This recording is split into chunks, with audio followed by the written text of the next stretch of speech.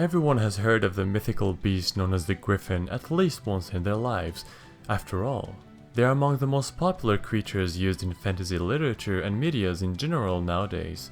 Today, we're looking at the origins and myths surrounding these graceful creatures. The Griffin, also known under the name Gryphon, whose name meant to seize, was described as a hybrid monster having the body of a lion and the head, torso and legs of an eagle with large ears. Usually, they were represented with large red eyes, a brown body, and wings that were either blue or white. Originally, before being known as this graceful and proud creature, the Griffins were said to be malicious, greedy, and terrifying creatures that would attack any living thing that entered their domain.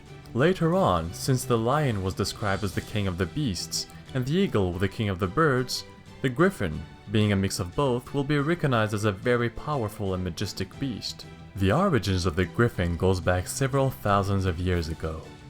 He was known in ancient cultures of Mesopotamia and Egypt, dating back to about 3300 BC.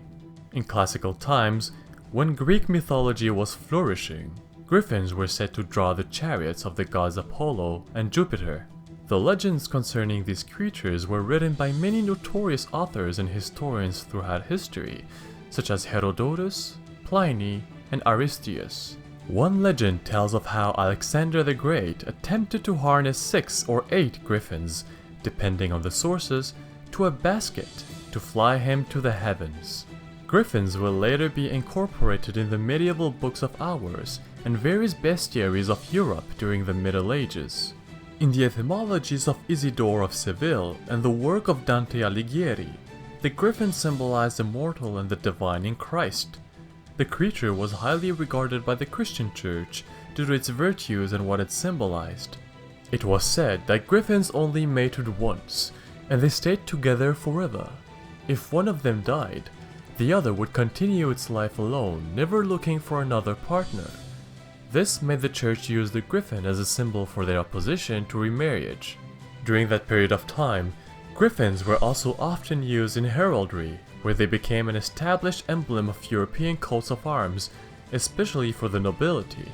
Nowadays, griffins are used pretty much everywhere in our modern world, whether it be in a ton of various fantasy works in both medias and literature, or as an emblem for schools, museums, logos, video games, sports teams, and so much more.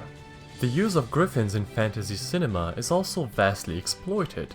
They appear in movies such as Spiderweb Chronicles and Narnia, to cite only these two.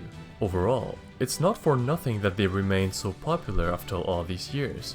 Their symbol as majestic, proud, and powerful creatures made them one of the most recognized and charismatic mythical beasts that ever was. So that concludes today's video. Once again, thank you everyone for watching, and hopefully you all enjoyed it.